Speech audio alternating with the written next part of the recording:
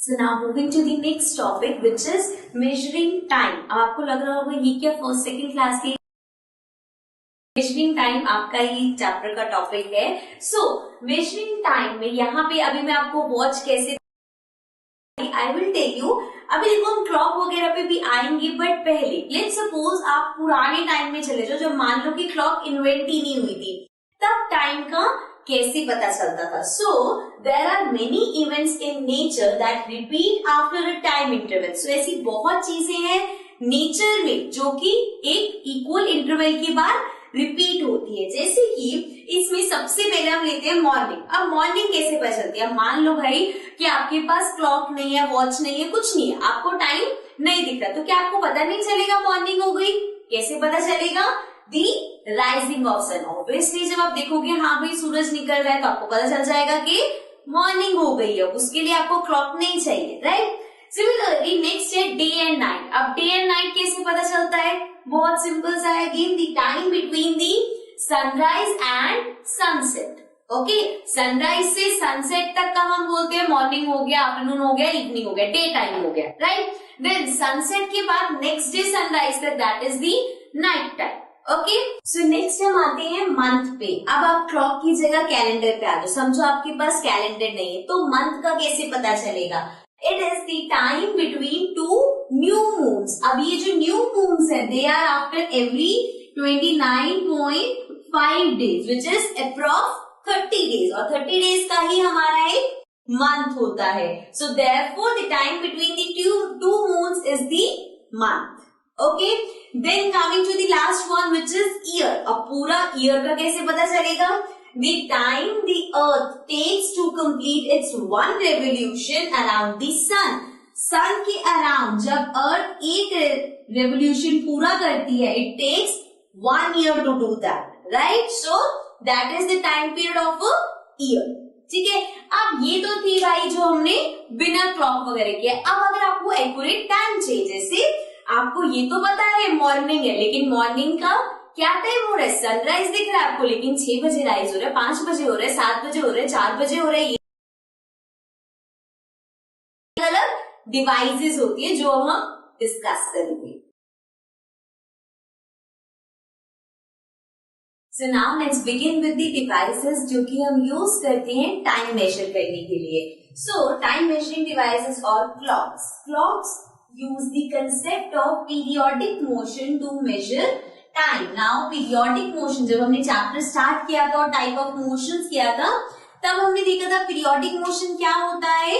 जब वो कोई भी अगर रैंडम कुछ भी मोशन हो रहा है उसको कॉन्टिन्यूअस रिपीट कर रहा है एट इक्वल इंटरवल्स, तो वो हम बोलते हैं उसको पीरियोडिक मोशन. अब जब वॉच है वो भी क्या करती है, अगर आप नॉर्मल जो आपकी क्वार्ट्ज की वॉच होती है, अगर आप उसको देखो तो उसमें क्या होता है, जैसे मान लो 12 बज रहे हैं, फिर 5 मिनट 5 मिनट 5 मिनट ऐसे करते करते 60 मिनट्स बाद 1 बज जाएगा. सेम वही रिपीट होगा, 2 बजेंगे, सेम रिपीट होगा, 3 बजेंगे.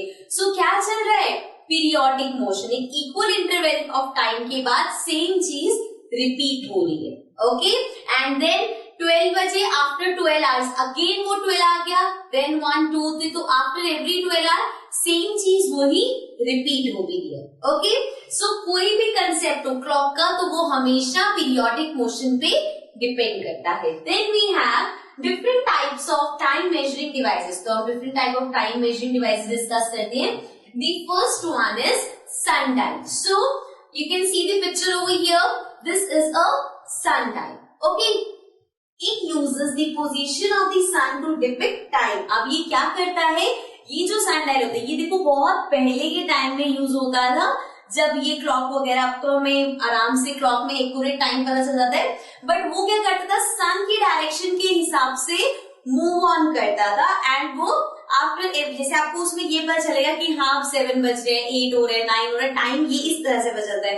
ऑल्सो अगर क्लाउडी है क्लाइमेट तो पता नहीं सन डायल कैसे वर्क करेगी. सो मतलब उस टाइम के लिए ये एक तरीका था टाइम मेजर करने का. Then the next one is a sand clock. अब सैंड क्लॉक सबने देखी होगी, वो बेसिकली टॉय सा बन गया है.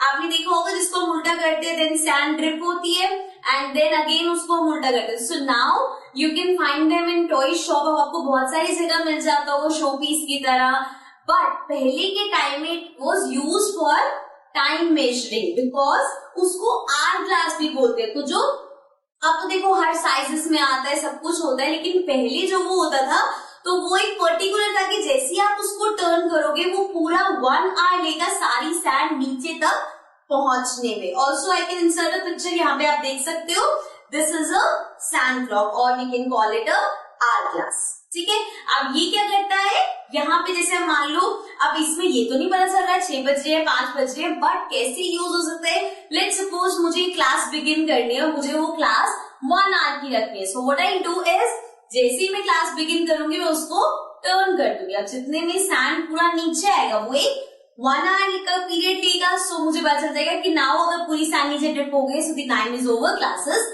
ओवर। सो इस तरह से ये पता चलता है। इसमें अब टाइम आपको ये नहीं पता चलेगा 6 बज रहे 7 बज रहे 8 बज रहे, ओके, बट 1 आवर का पीरियड आपको पता चल जाएगा।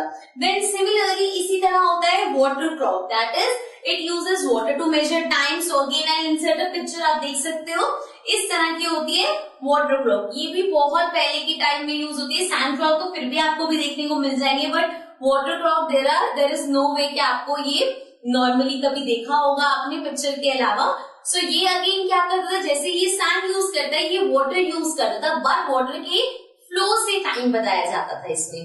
Then the next one we have is pendulum clocks. So pendulum clocks आप सबने देखी होंगे। Again insert a picture, now let's remove this picture. So pendulum clock क्या करते हैं, पहली बात तो ये जो पेंडुलम क्लॉक है इतनी जल्दी आपको पीछा नहीं छोड़ने वाली, बिकॉज जो हमारा नेक्स्ट टॉपिक है वो पूरा इसी पेंडुलम क्लॉक के ऊपर है। जो पेंडुलम बहुत छोटी सी चीज मत समझना उसको, पूरा इसका टॉपिक है, बड़े सारे इसमें वर्ड्स आएंगे और इसके बेस्ड क्वेश्चंस भी आते हैं। सो वो हम पूरा डिस्कस करेंगे। For now pendulum clock it uses pendulum to measure time. So pendulum use करता है, इसमें हमें डिटेल में अभी जाएंगे, हम तो यहाँ पे इसकी इतनी बात नहीं करते।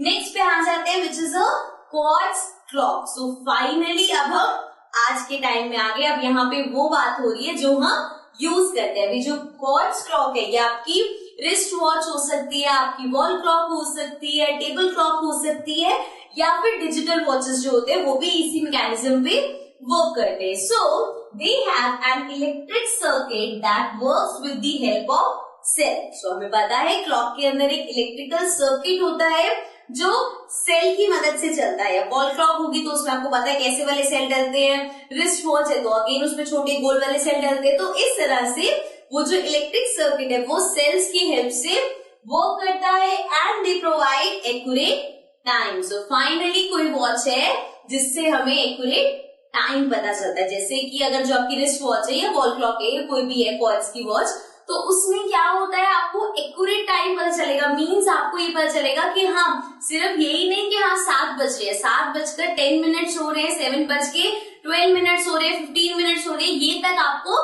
पता चलेगा। So therefore it describes the accurate time. Okay, now we move to the next topic.